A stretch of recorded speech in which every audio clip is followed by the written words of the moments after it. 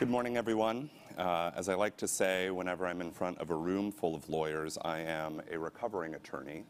So it is a pleasure to be with you this morning. Part of my portfolio at Bloomberg includes our in-house legal department. One of our global D&I champions, Amin Kassam, is with us today.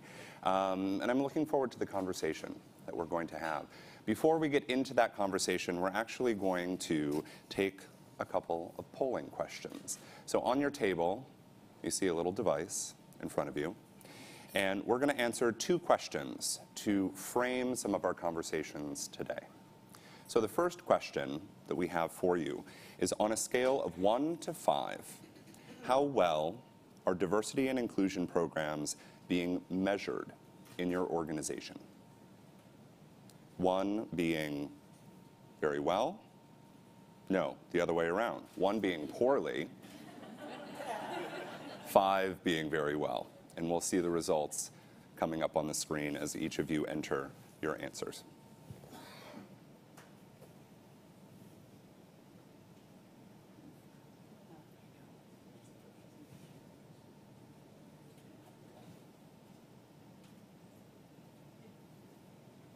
All right, so everybody's taking the middle road. We'll see how that comes out in the conversation. The second question that we have for you this morning: are you asked to provide diversity metrics regarding staffing, vendors, and other personnel in your role? 1 for yes, and 2 for no.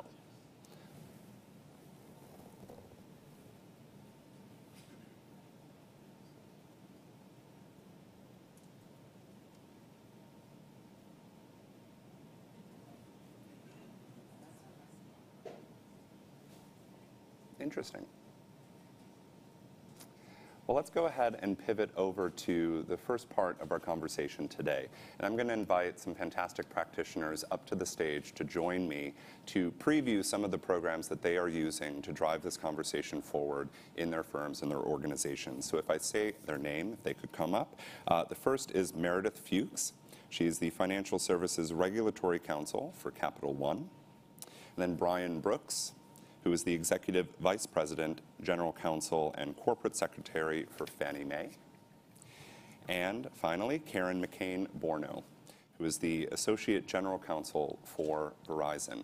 Each of these leaders are going to tell a 5-minute, we'll see how that works out, a 5-minute story about what their organizations are doing. I will have a question to kick off the conversation after each of those vignettes, and then we'll open it up to you for questions.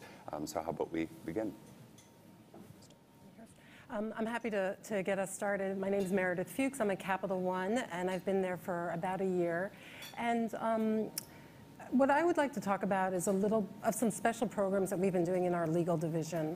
We're a public-facing company, and we serve members of the public, and it's really important to us that our workforce reflect the people who our customers are. We think that's going to lead to the best outcomes, and frankly, it's also going to make for a wonderful workplace. And so I've been asked to oversee the diversity and inclusion effort within our legal department. And what we did initially is we've established a committee that represents people from across the legal department. And we're looking at a number of different initiatives, and I'm looking forward today to learning from some of you all what works in your companies and your law firms. But I want to particularly hone in on one particular initiative, which is Capital One sponsors a number of what we call business resource groups. In some places, they may be called affinity groups.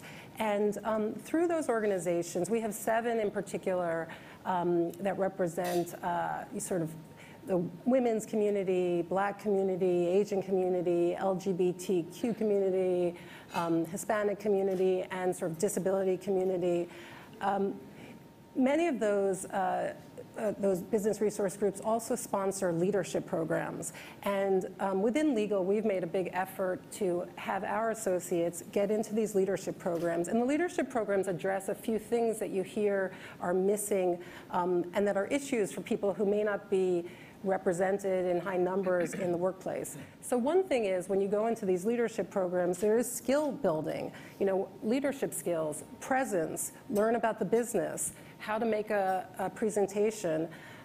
So there's sort of technical and soft skills that are developed. There's also a community of other people who may share some things about your background.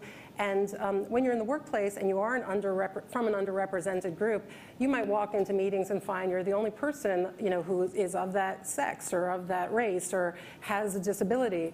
But when you are involved in these programs, you begin to see that there's a much broader community across the company, which I think is reassuring to people. And then the third thing is it's an opportunity to meet senior leaders in the company and to meet people from other parts of the company, which really addresses a concern that sometimes people may have advantages because of the school they went to or the people they know when they came in. And so it's an opportunity to give emerging leaders a chance to really begin to meet people from across the company and get to know what the business does. And we have pretty remarkable programs. Some of these last, up to 8 months, and there's monthly gatherings with, full days of, as I said, learning, networking, and the like. And the people who emerge from these programs almost universally have said that they have helped their careers along the way. So it's something that we've made a real commitment to, and something that I think is just a pretty unique and special thing about Capital One. Other programs that we are focusing on, just that I wanted to mention as well, is that we have, one of the things that we find sometimes for the law department and an in-house place is that the law department is to the side of the business. And so another thing that we've tried to do within the legal department is try to also get our people involved in some of the activities that are more business focused. So Capital One also has programs specifically focusing on business analysts and women in technology. And as it turns out, that these are programs that some of the folks in our legal department, even though they're not focused on legal skills or sort of generic leadership skills, also have wanted to be involved in. And those are the kinds of programs that Capital One has developed because we've seen that it's been hard to recruit people from particular groups. So in our business analyst program, we found that very traditionally male college graduates were the ones who were applying for those positions. So we are trying to promote women business analysts as well. And women in technology is a well-known issue for all tech companies. And because Capital One is particularly focused on our tech development, it's an area that we've focused on as well so that we can not fall into the same problems that other companies have had. So that's basically Capital One, and I'm happy to talk if anyone has any questions later. So 5 minutes, you say? Good luck. Let's just set expectations. There's no way. I'm just not even going to. So there are lots and lots of things that I thought about talking about in this session, some of them externally facing, some of them internally facing. But in 5 minutes, I really wanted to focus on one particular thing that we at Fannie Mae are focused on. Let me preface by saying at Fannie Mae, like a lot of corporations, we have an articulated commitment to diversity. We care about it as part of our policy. But more than at a lot of companies, diversity really is our core business. So for those of you who don't know who we are the largest supplier of housing finance in the world. In our building up on Wisconsin Avenue, we have $3.2 trillion of housing assets. We are the largest financial institution in the United States by assets. And what it's all about is middle-class housing. That's our job. And so it's not as though, there are financial institutions, other kinds of companies that can micro-target, and they can try and find the most profitable segment, or they can try and find the biggest segment or whatever. That's not what we do.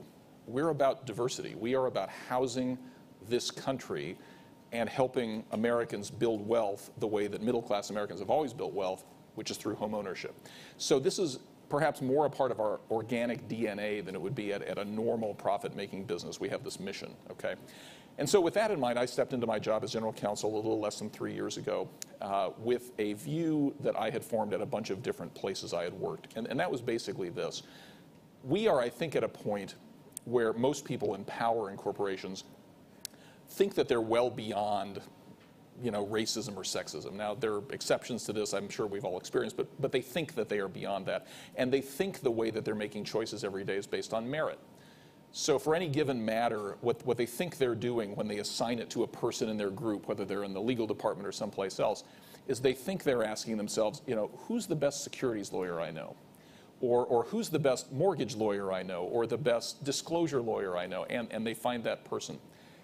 But the problem is that what's behind that assessment of who's the best X that I know is really one of two things. It is who's done it 20 times before, or who do I personally know and trust? And both of those assessments tend to correlate with certain things that may not be particularly pro-diversity, right, because of historical patterns in our country. And so when I walked into Fannie Mae and I saw that we already had a large number of diversity programs in place, and I would argue we may have the most diverse workforce, certainly in Washington, the question was, what could we do better? And I realized what we could do better is we could attack that root cause, the root cause of how are we assessing who gets the opportunity, and when we decide who's the best person to do X, are we actually being a little bit biased by who's done it 20 times before and who do we know and trust? And so with that in mind, what I tried to do is to brainstorm with some of our team about ways of allocating opportunities in a way that broke up the sort of usual suspects phenomenon. And what we came up with is a program that we call the GC Fellows program. GC Fellows meaning it's a person who is a fellow for a period of time who works personally with me at the top of our legal department outside of their normal silos. So here's how it works. The concept is we take somebody who's not yet in leadership, so somebody who's not an officer of the company, who has not yet had that first major promotion, somebody who is working away in a vertical, doing a day job, day in and day out, who has not yet had the big, sexy career-making opportunity. We take that person who is recommended by their peers and colleagues, and we take them for 4 months out of that little box that they're in, and we bring them into my office and we say, for a period of 4 months, you can do whatever you want, and your first task is to figure out a project that isn't part of your day job that will allow you to get exposure to leaders in the department other than your boss. So we're going to take you and give you the big, sexy opportunity that you might not have gotten if we just asked ourselves who are the usual suspects, right? So you get to do that, and in addition to that, you work with me directly to set our weekly leadership meeting agenda. As part of that, you meet with each of the leaders in the legal department, every vice president who runs one of the groups, and it gets you exposure to people who may not have even ever met you before because, again, you're working in your day job doing your little set of activities and you haven't yet had the career-making opportunity. That's the concept. It is inherently unstructured because the whole idea is that most people who haven't had the big opportunity have been constrained by structure. Right? They've gotten the flow of work day in and day out. They're working 50 hours a week, but nobody's quite noticed them because they haven't done it 50 times before and because they're not the person who immediately came to mind. That's the whole concept of the GC Fellows. So let me tell you a little bit about some of the people who've done this job and what their experiences have been. So the first person who was a GC Fellow was a lawyer of long standing who, to me was a really interesting example of this usual suspects thing. Outside of our legal department, this guy had major stature in Washington. He was the vice chair of the board of UDC, our local university, for those of you who aren't from Washington. He was a big figure in local bar activities. But at Fannie Mae, he was just a guy doing commercial real estate deals, and nobody had ever quite noticed what his potential was. He came and he worked for me in this GC Fellow role for a while. He did some work on the other side of our business for 4 months, found a passion, and the next thing you know, he found an opportunity, not even in Fannie Mae, but working with me, he became a partner of an AmLaw 100 firm, tripling his income, quite literally. And not necessarily because of any great thing I gave him, other than the freedom to get out of his constraints, right? This is one person. Here's another person. Young woman who is a terrific technology lawyer, but whose basic day job had been beavering away at technology contracts day in and day out in an office with no window, marking things up with a red pen. That's what she had done day in and day out. But what she was really interested in was tech innovation. And so in her GC Fellow project, she was able to raise herself up out of her little box, network across the company with executives in our technology innovation group, and now she's the legal advisor to a group that is doing fintech investing and fintech sourcing for Fannie Mae, a major life changer. I mean, I could tell you multiple other stories. I don't want to embarrass anyone, but I will just say the current GC Fellow is actually sitting here in the room today. Now, I'm not going to look in that person's direction or even identify the gender for fear of incriminating you, and I'll just sort of look over this person because I wouldn't want to actually look at her. She may be turning red, Yes. but I don't know because I'm not looking at her. She had this brilliant insight, but because she spent a lot of her time at Fannie Mae focused in an area where she was excelling, but it was an area, I think at some level she was afraid to realize what a big insight it was, how potentially game-changing for the company it was. Just yesterday, we had a conversation, the two of us, about how this could be the career-making moment. There may be a business plan in this insight. We may need to get you out of your day job and put you at an executive level running this operation. This is not a small idea you've had. It's a big. So this is the way careers are made, right? And the purpose of the GC Fellow program is to forget the boxes, forget the normal linear promotion path. It is to break up usual suspects, which is the way most of us make decisions every day, and to put diverse people in front of leadership to show what they can do. I really do believe the legacy of diversity in this country has been a lack of visibility and opportunity. And my belief is if we can fix visibility and opportunity, real change will happen. Thanks. That sounds like a great program. Wow, we need to implement that at Verizon. Well, I'm Karen Borno. I lead enterprise product development for Verizon. And so one of the things that we focus on is really making sure that we get our products in the hands of as many people as we can. We're not successful if we only target a certain segment. The same goes for making sure that our employee base is diverse and looks like the communities that we serve. And so we look at the suppliers who serve us, we realized that we had some difficulties. So like all of our panelists here, we also have initiatives that deal with pipeline. We hire a lot of diverse attorneys, interns in the summer. We have programs that target younger attorneys who are top talent to make sure that they're coming up and getting the presentation skills that you're speaking about. But the program that is near and dear to our heart is Engage Excellence, which I think some of you have even been to some of our events in DC. We focus on one, and now let me give you a history about Engage Excellence. It was the brainchild of 4 general counsels. Michelle Eiffel, who's the general counsel at Verizon, Karen Roberts, who's at Walmart, Rick Powellmore from General Mills, and Tom Sager, who was with DuPont at the time. It's really saying, what can we do to, again, make careers?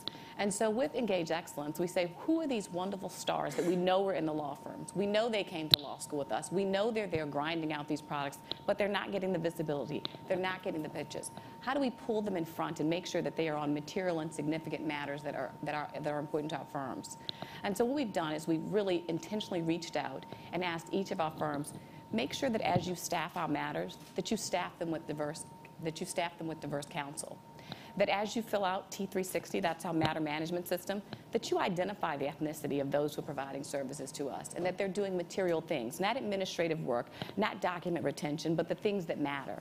And then, this is the best part, we have face-to-face meetings, CLEs across the country, whether it's DC, whether it's Chicago, Atlanta, San Francisco, Baskin Ridge, New York, wherever it is, we have face-to-face meetings where we say, you told us that you're staffing our matters with diverse attorneys, now bring them here and let them present to us. We're going to fill the room with wonderful matter managers at Verizon, whether they're employment, antitrust, litigation, and the like.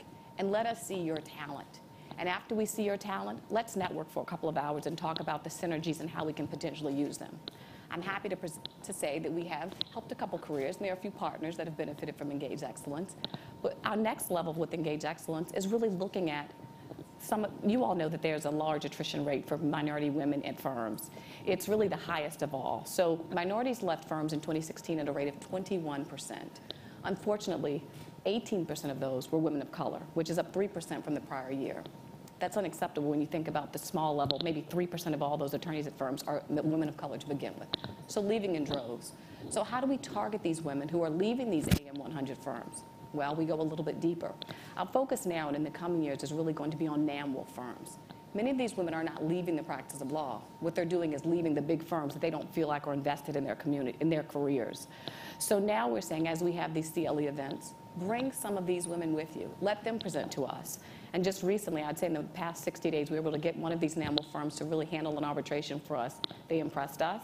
They impressed the AM 100 firm who couldn't handle this matter for us, and now their linkage is there. So if I look at the evolution of Engage Excellence, that's the evolution, to make sure that these people who are leaving the practice of law, not because they don't love what they do, but because they're not getting the visibility, get it. So when I talk about the 4 corners of Engage Excellence, the biggest thing is making sure that these attorneys are getting origination credit. As you know, if you want to go up in these firms, you need to show that you are owning something. And so in addition to meeting the wonderful attorneys that we have at Verizon, they're really getting to manage these things. So I just want to leave you with a couple of statistics why you see this is pertinent to us today. When we started this in 2014, 7.5% of all partners were ethnically diverse. In 2014, 7.3%. 2016, I don't know if you all saw the most recent Vault survey that came out, 8.4% of partners are ethnically diverse now. Modest increases, but when you reverse that number, you see 91.6% are not. So we all have a lot of work to do, and I hope that in the year to come, in the months to come, that I'll see you all at some of the Engage Excellence events that we have, because we do look forward to working with your attorneys on matters that we staff. And I would be remiss if I didn't notice the Verizon people that were in the room. We have one of our co-chairs here for for Patrick Flaherty, who leads our communications committee. He's trademark counsel and gets the word out for us. So if you'd like to speak to us afterwards, we'd love to tell you more about our program. Thank you. Excellent. Well, thank you to each of our panelists. I would love to take all of those programs and just sort of drop them into Bloomberg and make them happen. Of course, we're running a little bit behind, but want to give you an opportunity to ask a couple of questions. But before I pass it out to the audience, and there are mics on the table, our colleagues got to sort of hide behind their clickers when answering our polls. So the question that I had for each of you is actually that first one. So that on a scale of 1 to 5, how well are you measuring the impact of your diversity and inclusion programs? How would you rate your organization? And then just a couple of specific examples for how you're measuring impact, what you're doing in your organization to assess the success of the programs that you're so close to. I can start with that. I think for everybody who's really focused on diversity, metrics are really hard to get under. You get a lot of data, but you have to say, is it the data that I need to make important decisions? Have we taken steps at Verizon to understand who's working on our matters? Absolutely. At the same time, I'm sure you all know that it's difficult to break up the person I've always worked with, this is my trusted advisor, to really unbundle some of the relationships and give visibility to some of the other attorneys that are there. So how are we doing? I think we get a B+, but I think a lot of it comes to metrics and making sure that we're parsing the information that's important. And we have used tools like T360 and all the matter management to get the additional information, but just having the robust staff to really parse that and get what we need, I think is difficult. So B+. Yeah, I would give us a 4 on a scale of 1 to 5 on the theory that you never get a 5 because you always aspire to better, and because 3 is a failing grade. So I give us a 4. We have very, very, very detailed metrics, in part because, Meredith, we kind of live in the same world. In a post-Dodd-Frank era, there are regulatory requirements that financial institutions track these kinds of things. And in fact, the financial regulators all have these things called Offices of Minority and Women Inclusion that track our compliance with that. So, there's a sense in which keeping statistics on things like that takes it kind of takes some of the passion out of what it is that we're doing. So you can look at your numbers and you can decide that you're doing okay or that you're not doing okay. At the end of the day, for me, I'm more focused on root causes and fixing things. I will tell you this one vignette about statistics, though, which I think, on the one hand, you get what you measure, so it's very important to measure. On the other hand, in this world, that might or might not be a good thing. So just recently, our Diversity Advisory Council, which I chair at Fannie Mae, brought in an outside firm to talk to us about kind of their best practices that they've been implementing. And this is it's a major audit/consulting firm. I won't tell you which one. So they came in to talk about the way that they track data, their measurements, their goals and targets for D&I. One of the things they said in that discussion really sent a chill down my spine and told me that we've really got to be careful about what we do with these statistics, okay?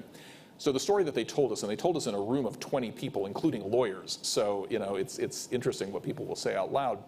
What they said is that for particular levels of promotions inside of their company, they do have very specific race and ethnicity targets. And by the way, the targets are not diverse/non-diverse. If there's one thing I really bristle at, is the idea that men aren't diverse or white people aren't diverse. The problem with that talk is that we need more people committed to this endeavor, and the more that you put people outside the tent, the harder it is for them to be part of the endeavor. So, but these guys said something that was really sort of startling. They showed us the data of their most recent promotions and of their populations in these groups that had the targets.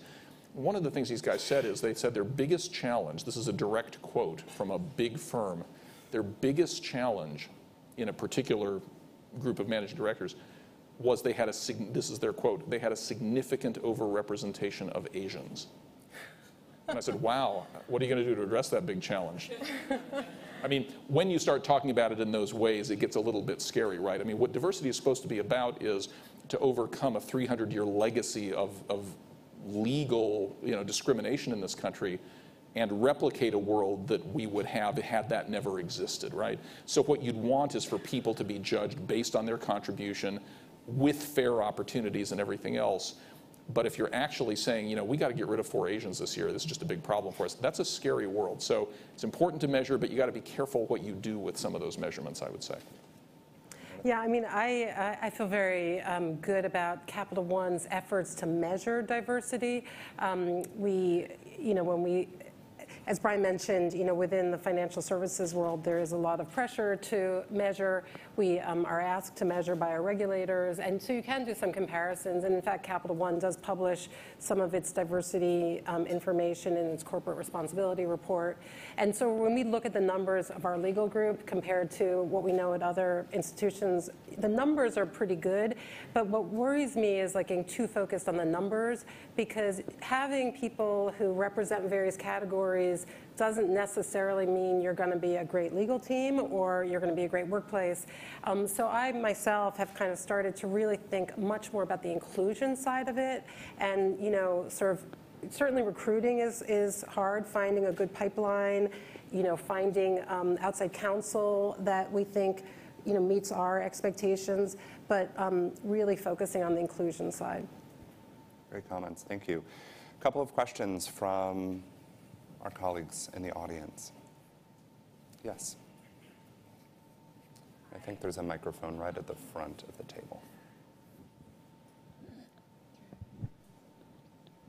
Hi, Nikaya Gray with Quarles and Brady. So I hear a lot of talk, we're talking a lot about the statistics and measuring and stuff, but it seems like the inclusion piece is where everybody is targeting and trying to really attack.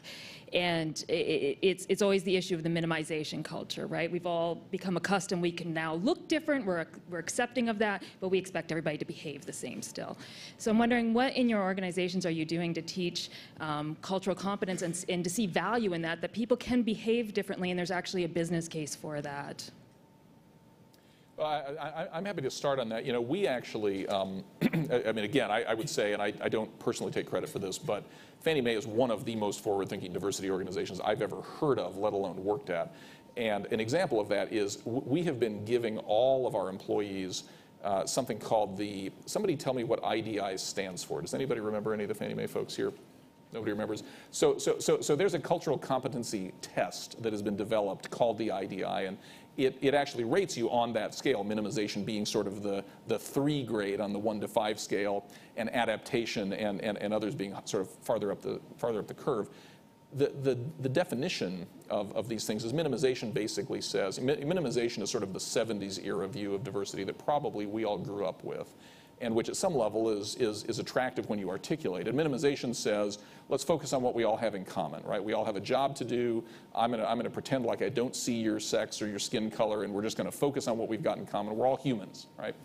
Adaptation recognizes that, we are humans, but we all come from cultural backgrounds. We all have different ways of organizing our lives, of attacking problems that are the product of thousands of years of culture, which is a real thing. And if you don't recognize that and you instead pretend like we're all the same, that's going to create both missed opportunities and frictions.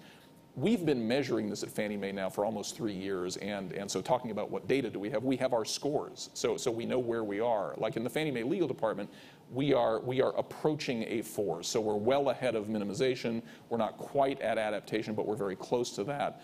And we look at where we are relative to peer companies that have taken that test, and we're, slightly ahead of most of our peer companies, probably not fully where we expect to be, but I think it's a really great point and a great question. else? We have time for one more question in the back.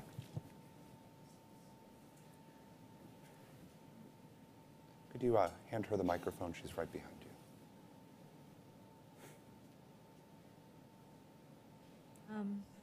I'd like to know, I know disability, I'm from the ABA Commission on Disability Rights.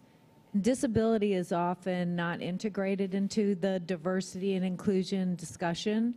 And I wonder, do you all collect data on that? And how do you create a welcoming environment where lawyers will disclose and feel comfortable doing so? I'm not certain. We actually have some wonderful disability-related programs at Capital One. We do have, as I mentioned, a business resource group that focuses on it, but we also have something called the Autism at Work program, which is specifically designed to try to bring people who are in the autism spectrum into the workplace. And there's some of the leaders of that program actually come from the legal group. So it's something I know a fair bit about. I think I don't know the answer on the monitoring and statistics. I will say that Capital One has made a remarkable effort to make sure that people with disabilities are welcomed in the workplace, both through that business resource group. We have pretty regular training, even about etiquette, disability-related etiquette in the workplace, which is very important when you're bringing in people with a variety of differences, some that may be visible and some that may not be visible. In addition to that, we also have efforts related to military, former members of the military who come, and so again, that community is one that may come with various disabilities related to their work. So I think I can't answer the question about measurement, but it's very visible that we're making these efforts throughout the company. Events, trainings, and also specific programs to bring people with disabilities into the workplace.